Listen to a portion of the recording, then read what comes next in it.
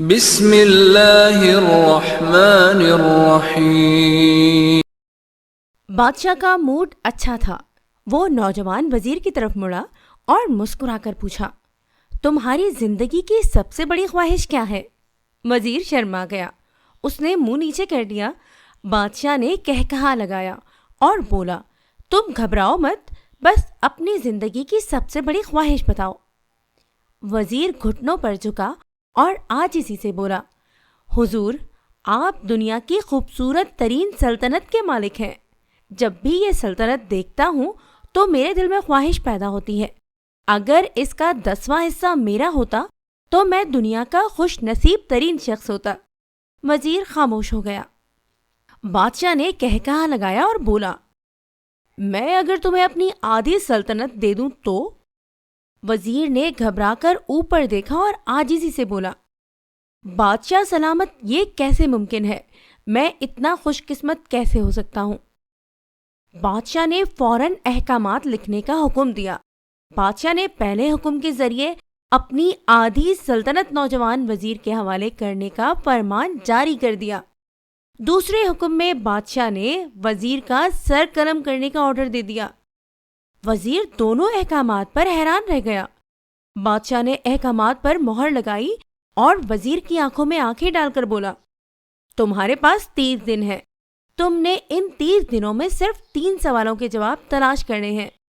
تم کامیاب ہو گئے تو میرا دوسرا حکم منسوخ ہو جائے گا اور تمہیں آدھی سلطنت مل جائے گی، اور اگر تم ناکام ہو گئے تو پہلا حکم خارج سمجھا جائے گا اور دوسرے حکم کے مطابق تمہارا سر اتار دیا جائے گا۔ وزیر کی حیرت پریشانی میں بدل گئی۔ بادشاہ نے اس کے بعد فرمایا، میرے 3 سوال لکھ لو۔ وزیر نے لکھنا شروع کر دیا۔ بادشاہ نے کہا، انسان کی زندگی کی سب سے بڑی سچائی کیا ہے؟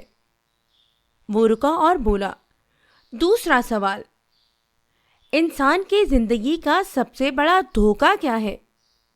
وہ رکا اور پھر بولا، تیسرا سوال، انسان کی زندگی کی سب سے بڑی کمزوری کیا ہے؟ بادشاہ نے اس کے بعد نکارے پر چوٹ لگوائی اور بآواز بلند فرمایا، تمہارا وقت شروع ہوتا ہے اب۔ وزیر نے دونوں پروانے اٹھائے اور دربار سے دوڑ لگا دی۔ اس نے اس شام ملک بھر کے دانشور، ادیب، مفکر اور ذہین لوگ جمع کیے اور سوال ان کے سامنے رکھ دیے۔ ملک بھر کے دانشور ساری رات بحث کرتے رہے۔ وزیر نے دوسرے دن دانشور بڑھا دیے، لیکن نتیجہ وہی نکلا۔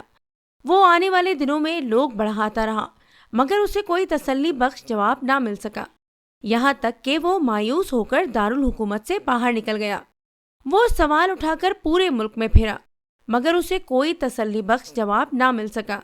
وہ مارا پھرا، شہر شہر، گاؤں گاؤں کی خاک چھانتا رہا۔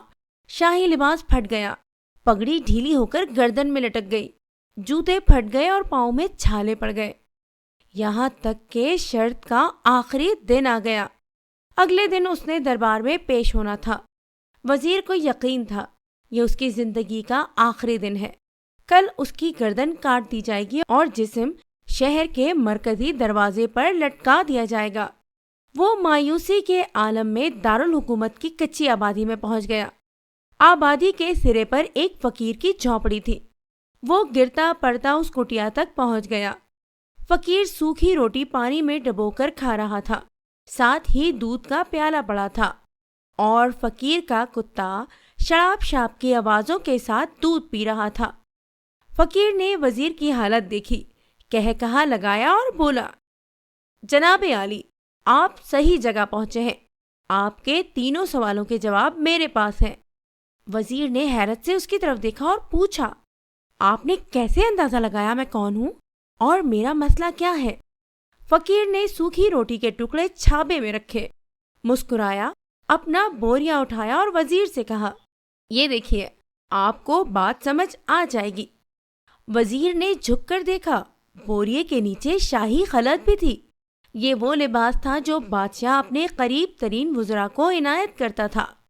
فقیر نے کہا، جناب عالی، میں بھی اس سلطنت کا وزیر ہوتا تھا۔ میں نے بھی ایک بار آپ کی طرح بادشاہ سے شرط لگانے کی غلطی کر لی تھی۔ नतीजा आप खुद देख लीजिए। फकीर ने इसके बाद सूखी रोटी का टुकड़ा उठाया और दोबारा पानी में डुबोकर खाने लगा। वजीर ने दुखी दिल से पूछा, क्या आप ही जवाब तलाश नहीं कर सके थे?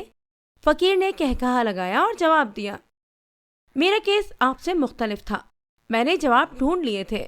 मैंने बादशाह को जवाब बताए, आधी सल्तनत का परवाना फाड़ा, बादशाह को सलाम किया और उस कुटिया में आकर बैठ गया। मैं और मेरा कुत्ता दोनों मुतमईन जिंदगी गुजार रहे हैं। वजीर की हैरत बढ़ गई, लेकिन ये साबिक वजीर की हिमाकत के तज्जिए का वक्त नहीं था।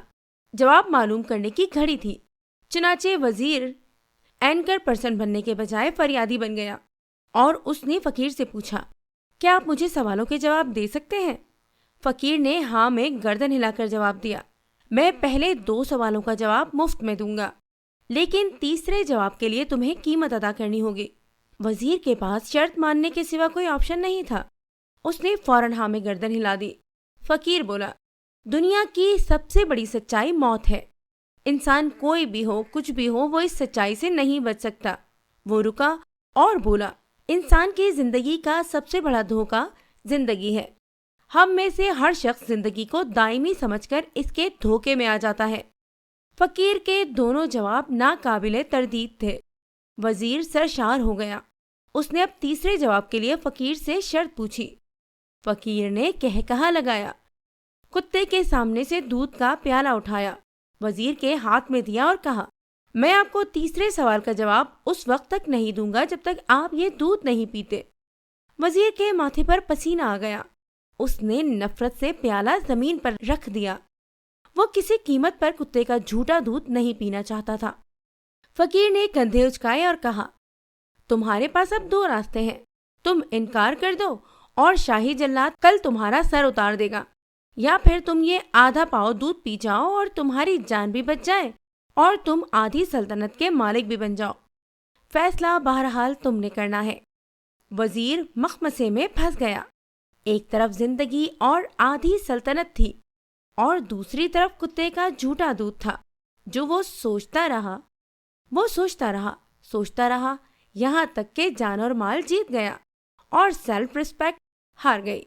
वजीर ने प्याला उठाया और एक ही सांस में दूध पी गया। फकीर ने कहकहा लगाया और बोला, मेरे बच्चे, इंसान की सबसे बड़ी कमजोरी गर्ज होती है। ये उसे कुत्ते का झूठा दूध तक पीने पर मजबूर कर देती है। और ये वो सच है जिसने मुझे सल्तनत का परवाना फाड़कर इस कुटिया में बैठने पर मजबूर कर दिया था। मैं जान गया था, मैं जूं जूं जिंदगी के धोखे में आऊंगा, मैं मौत की सच्चाई को फरामोश करता जाऊंगा, और मैं मौत को जितना फरामोश करता रहूंगा, मैं उतना ही गर्ज की दलदल में धंसता जाऊंगा, और मुझे रोज इस दलदल में सांस लेने के लिए गर्ज का गलीज दूध पीना पड़ेगा। लिहाजा मेरा मशवरा है, जिंदगी की इन 3 हकीकतों को जान लो, तुम्हारी जिंदगी अच्छी गुजरेगी। वजीर खजालत, शर्मिंदगी और खुद तरसी का तोहफा लेकर फकीर की कुटिया से निकला और महल की तरफ चल पड़ा। वो जूं जूं महल के करीब पहुंच रहा था, उसके एहसास शर्मिंदगी में इजाफा हो रहा था। उसके अंदर जिल्लत का एहसास बढ़ रहा था। वो इस एहसास के साथ महल के दरवाजे पर पहुंचा। उसके सीने में खौफनाक टीस उठी। वो घोड़े से गिरा, लंबी हिचकी ली और उसकी रूह कफ्से अंसरी से परवास कर गई। हमें किसी दिन किसी ठंडी जगह पर बैठकर जिंदगी के इन बुनियादी सवालों पर जरूर गौर करना चाहिए। हमें ये सोचना चाहिए, हम लोग कहीं जिंदगी के धोखे में आकर गर्ज के पीछे तो नहीं भाग रहे, हम लोग कहीं मौत को फरामोश तो नहीं कर बैठे। आपका बहुत शुक्रिया कि आपने अपने कीमती वक्त में से कुछ वक्त निकालकर ये वीडियो देखी। तो वीडियो को लाइक करें और दोस्तों को शेयर करें और चैनल को भी सब्सक्राइब करें। शुक्रिया।